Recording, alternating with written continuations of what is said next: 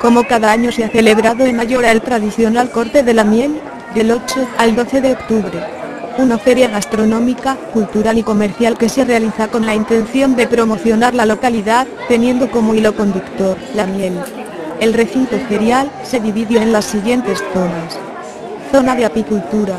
Espacio para descubrir a través de una exposición al aire libre la historia y tradiciones de la miel, junto con una representación de nuestros productores donde podrá comprar, degustar y endulzar su visita.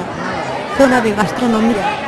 En este espacio tiene la oportunidad de degustar cada uno de los productos que forman nuestra gastronomía, junto a una oferta complementaria que seguro que no le dejará indiferente.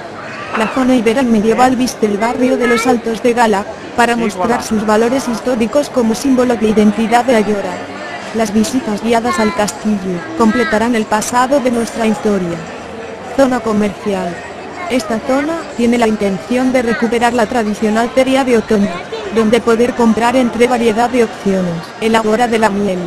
Espacio donde se llevarán a cabo las demostraciones de corte de la miel, actuaciones en vivo, catas, etc.